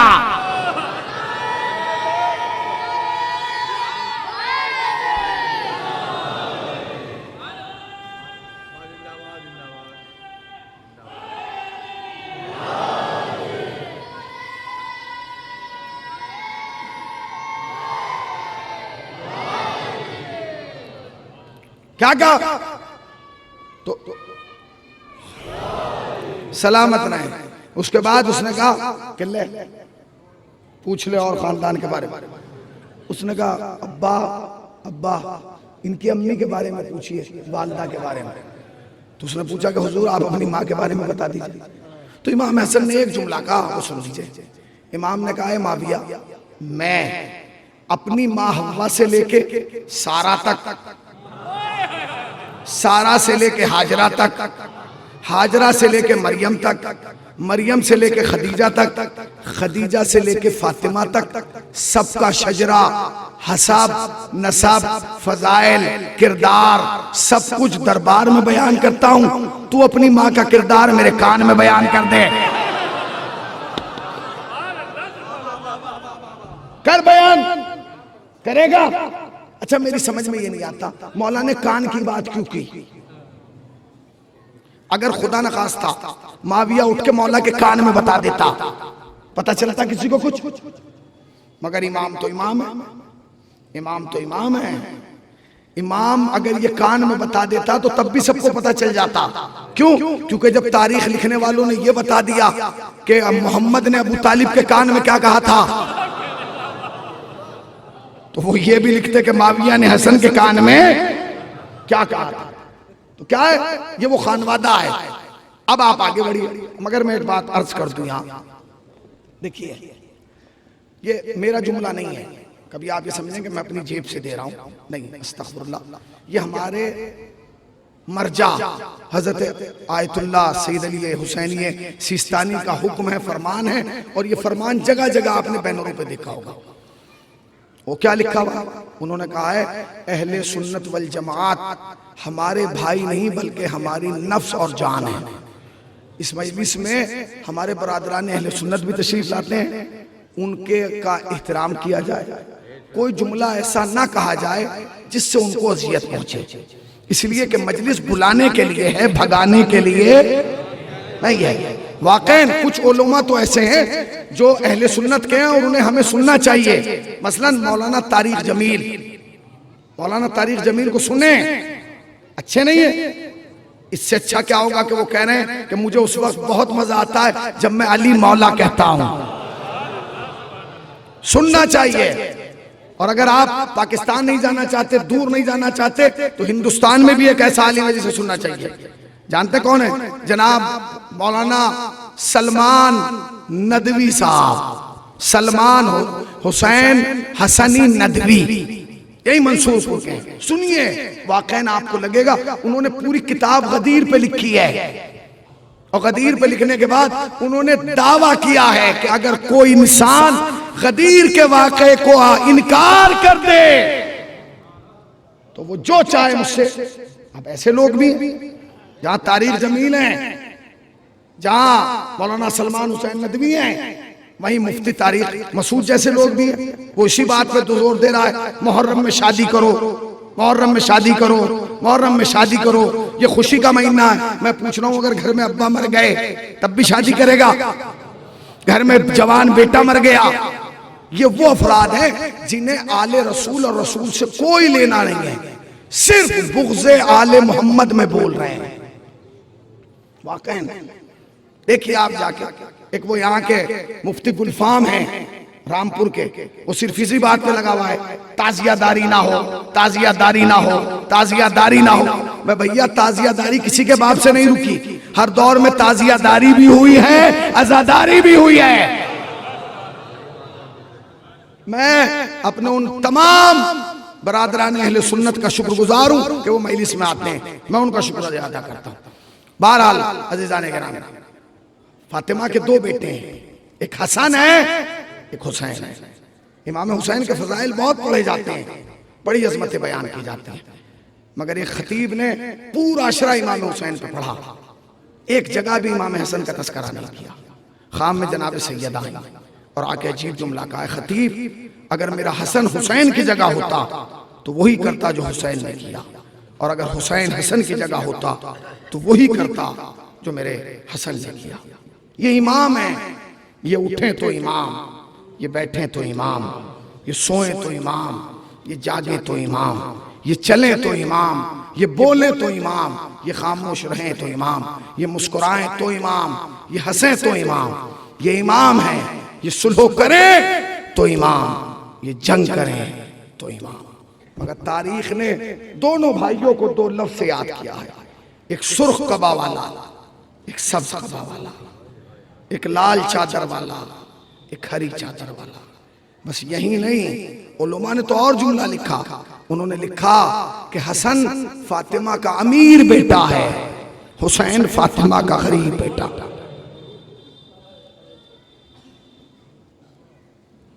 हसन अमीर है, हुसैन गरीब है। जब उलमा से पूछा गया ना कि बेटे तो दोनों एक ही माँ के हैं, एक को अमीर क्यों कहा गया, एक को गरीब क्यों कहा गया, तो उलमा ने लिखा हसन इसलिए अमीर है जो वक्त आखिर बिस्तर पे तड़पे वो अमीर है, जो जमीन करबला पे तड़पे वो गरीब है। सुन लिया तो मैं 5 जुमले कहूंगा, उसी पे मजलिस तमाम हो जाए। जो बिस्तर पे तड़पे वो अमीर, जो जमीन करबला पे तड़पे वो गरीब।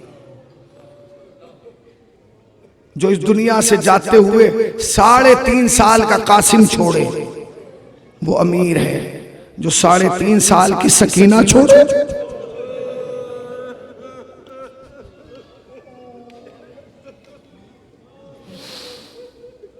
वो गरीब है। अगला जुमला सुनेंगे अमीर और गरीब का। वो कहते हैं जिसके 3.5 साल के कासिम को कभी हुसैन प्यार करें, कभी अब्बास प्यार करें, कभी मोहम्मद हनफिया प्यार करें, कभी अली अकबर प्यार करें, वो अमीर है। और जिसकी 3.5 साल की सकीना को शिमर तमाचे मारे,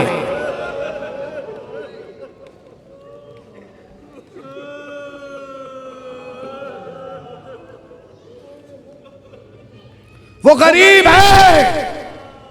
फर्क सुन लिया आपने? फर्क सुना? कितने फर्क बताए मैंने अमीर और गरीब के। जो बिस्तर पे तड़पे वो अमीर, जो जमीन करबला पे तड़पे वो गरीब, जो बेटा छोड़े वो अमीर, जो बेटी छोड़े वो गरीब, जिसके बेटों को प्यार हो वो अमीर, जिसकी बेटी के तमाचे लगे। उसके बाद जो उलमा ने जुमला लिखा उससे कलेजा पारा पारा हो गया।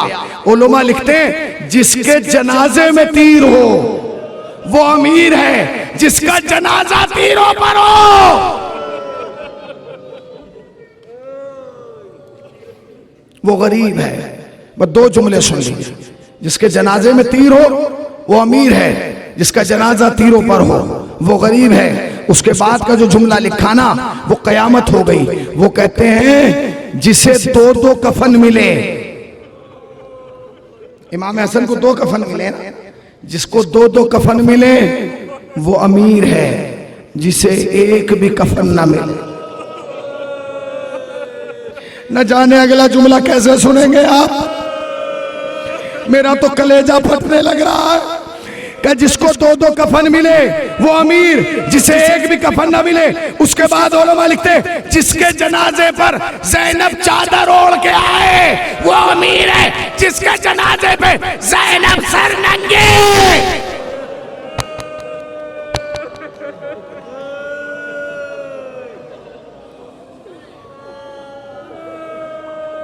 वो गरीब है। इमाम हसन को मदीने की गलियों में जहर दे दिया गया। जब जहर दे दिया गया ना तो इमाम हसन दीवारों का सहारा लेते हुए अपने घर तशरीफ लाए। जैसे ही दक्कुल बाब किया, पहली दस्तक पे बीबी उम्मे फरवा ने दरवाजा खोला। सामने इमाम हसन खड़े।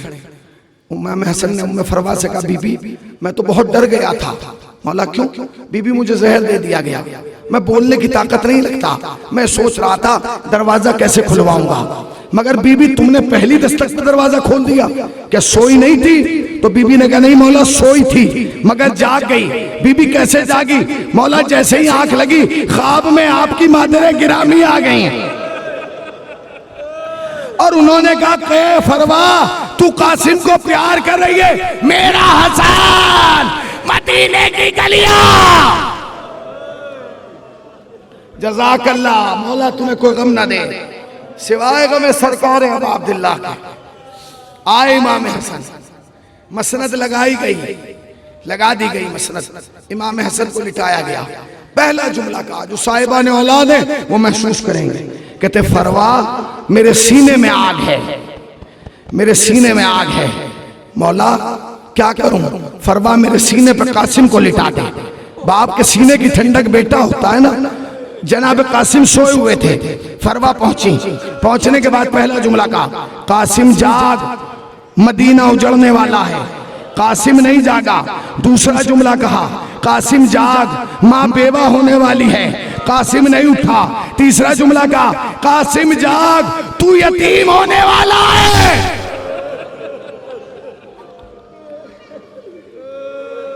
यतीम होने वाला है। कासिम नहीं उठे। मां ने सोते हुए बच्चे को उठाया और ले जाके बाप के सीने पे लिटा दिया। जैसे ही जनाब कासिम लेटे और बाप के सीने की गर्मी को महसूस किया, फौरन आंख खोली। कहते हैं माँ मुझे गर्म बिस्तर पे क्यों लिटा दिया? कहती है मेरे लाल गर्म बिस्तर नहीं, बाप का सीना, वो भी आज की रात। उठे कासिम। इधर इमाम हसन ने उम्मे फरवा को बुलाया। बुला के कहते फरवा जल्दी से ज़ैनब को खबर कर दो कि ज़ैनब उजड़ने वाली है। भाई चंद लम्हों का मेहमान है, हसन इस दुनिया से जाने वाला है। गई चादर ओढ़ी। 3.5 साल के हैं जनाब कासिम। चादर ओढ़ी, ओढ़ के बाहर निकलना चाहती है।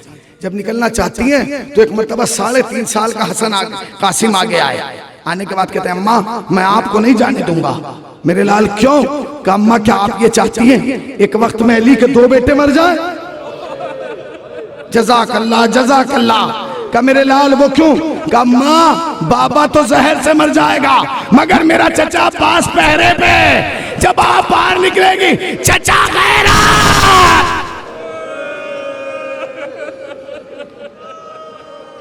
चचा गैरत से मर जाएगा।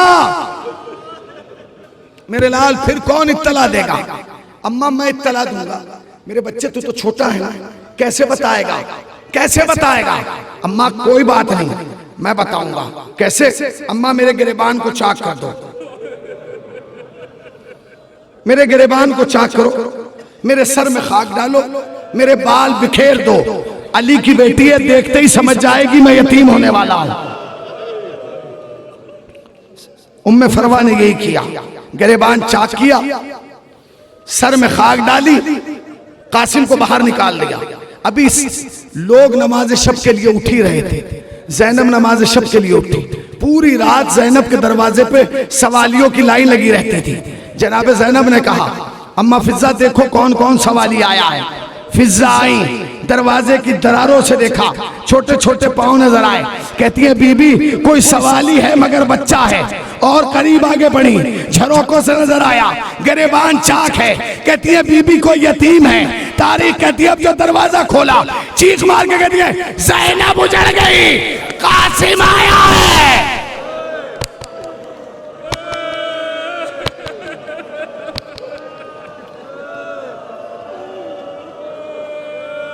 उजड़ गई ज़ैनब, कासिम आया है। आए, समझ गई, चादर ओढ़ी, जिंदगी में आहिस्ता कदम चलने वाली ज़ैनब कासिम का हाथ पकड़ के तेज चली। जब इमाम हसन ने जनाब ज़ैनब के कदमों की चाप को महसूस किया ना, तो फरवा से कहा फरवा मेरे जिगर के टुकड़े छुपा दे, कहीं ज़ैनब देख के मर ना जाए। मेरे जिगर के टुकड़े छुपा दिए गए, छुपा दिए गए। उसके बाद इमाम हुसैन आए। वाला हसन ने दस्तार इमामत हुसैन के हवाले किया। हुसैन हम तो जा रहे हैं, करबला में हम ना होंगे मगर मेरा बेटा कासिम होगा। हाँ हुसैन एक ख्वाहिश है, अगर हो सके तो मुझे नाना के पहलू में दफन कर देना। लो जीजो, गुस्ल दिया गया, कफन पहनाया गया, जनाजा उठा। अब जो रोज़ा रसूल के करीब पहुंचाना, तो तारीख कहती है हसन के जनाजे पे तीरों की बारिश हुई। जाके रिवायत देख लीजिएगा, तीर चलाने वाला कोई मर्द नहीं था, पहला तीर एक औरत ने चलाया। तीर चले, जनाजा वापस आया, कफन बदला गया। दोबारा ले जाके इमाम हसन इमाम हुसैन ने जनाब कासिम के वालिद इमाम हसन को अम्मा के पहलू में दफन कर दिया। आ गए, मैंने पढ़ दिए मसाइब, आपने सुन लिए। जब घर में जनाजा दफन करके आते हैं, सब बैठ जाते हैं ना कोनों में, सब कोनों में बैठते हैं। ऐसा ही हुआ, एक कोने में हुसैन, एक में अब्बास, एक में मोहम्मद हनफिया, एक में जाफर, और जो सबसे अंधेरे वाला कोना था उसमें जाके 3.5 साल का कासिम। सुन लिया तुमने, 3.5 साल का कासिम बैठ गए। जनाब उम्मे फरवा अपनी जगह से उठी, कासिम के करीब आई, कासिम की जुल्फों में हाथ डाला और डाल के एक जुमला कहा, मेरे लाल काश आज तुम जवान होते तो तुम्हारे बाबा का जनाजा लौट के घर में ना आता। मेरे लाल काश तुम जवान होते, तुम्हारे बाबा का जनाजा लौट के ना आता। कासिम ने सुना, अम्मा के सर पे हाथ रखेगा, अम्मा बाप का जनाजा आया, आपने पहचान लिया ना? हाँ अम्मा मैं वादा करता हूं जब मेरा जनाजा आएगा आप पहचान ना पाएंगे।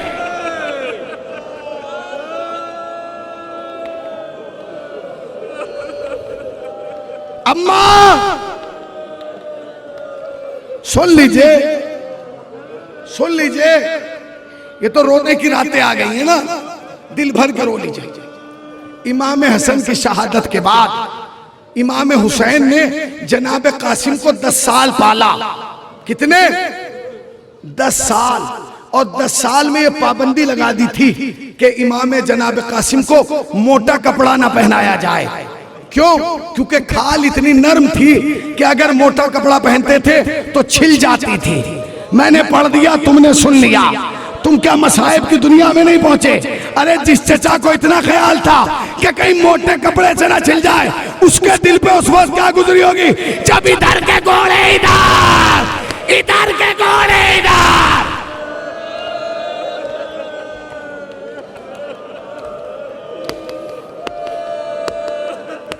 तुम्हारे हाथ नहीं बंधे, इधर के घोड़े इधर, इधर के घोड़े इधर। तारीख कहती है जनाब कासिम आए, मौला मुझे इजाजत दे दीजिए। नहीं मेरे लाल, अम्मा आई, अम्मा ने इजाजत दिलाई। पहला शहीद है करबला का जिसे हुसैन ने अपने हाथों से सजाया है। अपने हाथों से हुसैन ने अमामा बांधा। तुमने मुर्दों के अमामे देखे? पूरा अमामा बांध के 2 तहतुल हनक छोड़े। ऐसे मुर्दे के ऐसे बांधा जाता है ना। मौला ये क्यों कान रहे? क्या इसलिए कि कोई मुझे मालूम है कासिम को कफन मिलने वाला नहीं है, मेरा भतीजा टुकड़ों में आएगा। तारीख कहती है कि कासिम मैदान में पहुंच गए, अरज़क के 7 बेटे आए, सबको वासिले जहन्नुम किया। 13 साल का बच्चा है, कब तक लड़ता? एक मर्तबा आवाज आई, अम्मू मेरा आखिरी सलाम।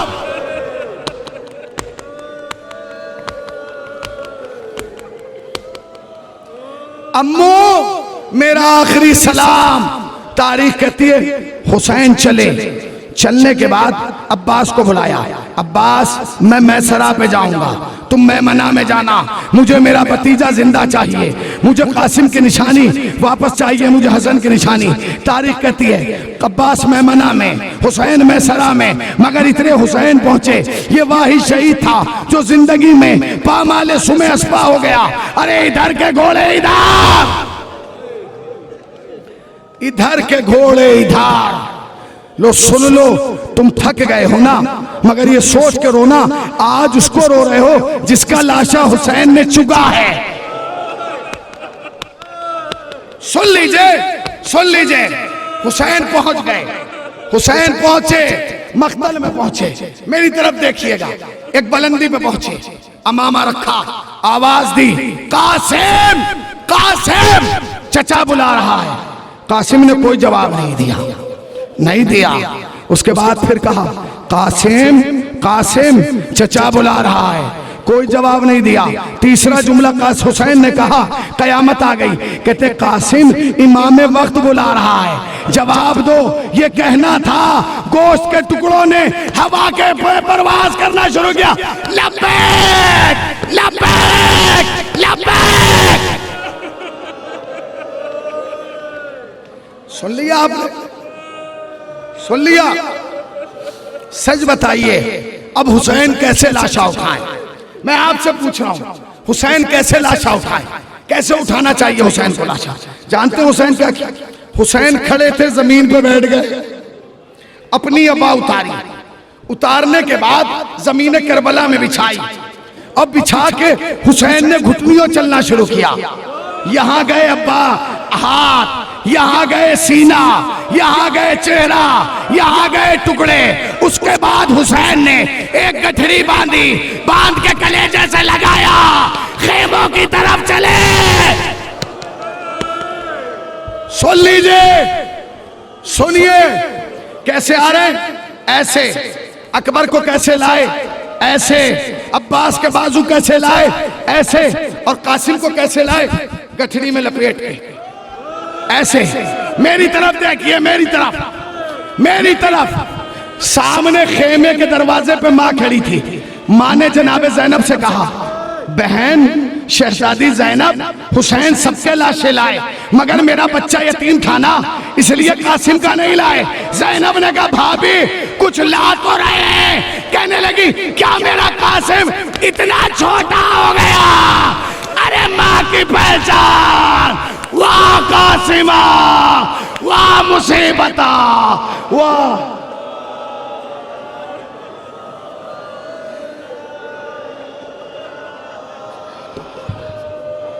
अय्या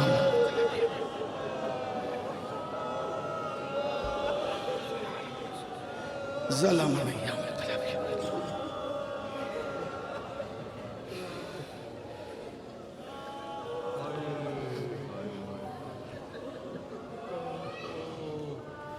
सयअलमुल लज़ीना ज़लमू अय्याम क़लबी। परवरदिगार जो वास्ता मोहम्मद आल मोहम्मद का हमारी मुख्तसर कलील सी बातों को कबूल फरमा, सबब निजात तो शय आखिरत करार दे। मेरे अल्लाह बहक़े जनाब कासिम तुझे वास्ता मोहम्मद आल मोहम्मद का जो बीमार है उन्हें शिफाए कामिला इनायत फरमा। आशू मियाँ को, साजिद मियाँ को और जितने लोग बीमार हैं, अर्शी भाई वगैरह, अब्बास भाई और राजा की वालदा और जितने लोगों ने मुझसे कहा, हाजी सादत साहब वगैरह, सबको शिफाए कामिला और सेहत आजिला इनायत फरमा। खुदाया हमारे आशू भाई को भी सेहत कामिला और शिफाए आजिला इनायत फरमा। एक जुमला और कह दूं ताकि आप रो लें। रिवायत का जुमला यह है कि जब जनाब कासिम की गठड़ी आ गई ना खेमे में और ला के रख दी गई, मैं एक जुमला सुन लीजिए, मुझे अभी याद आया, मैंने उस वक्त नहीं पढ़ा, मुझे अभी जहन में आया, तो ला के रख दिया। सारी बीबियां आ गई खेमे में, सारी बीबियां खेमे में आ गई है और सब मातम करने लगी। अच्छा, सब बीबियां मातम कर रही है, गठड़ी रखी हुई है, कैफियत समझे, इतनी बड़ी गठड़ी रखी है और सारी बीबियां मातम करेंगे। बस एक बीबी थी जो मातम नहीं कर रही थी, वो कौन थी? वो थी कासिम की माँ। वो चक्कर काट रही थी, चक्कर। जब काफी देर हो गए ना तो जनाब ज़ैनब ने कहा, भाभी बैठ जाइए, आपके लाल का जनाजा आया है, बैठ के पुरसा लीजिए। उम्मे फरमाने का, बीबी मैं बैठना ही तो चाहती हूँ मगर क्या करूँ, दुनिया का उसूल है जब जनाजा आता है माँ सराहने बैठती है, मैं क्या करूँ, मुझे कासिम का सराहना नहीं मिलता। ए बीबी मेरा बच्चा पामाले सुमे असबा।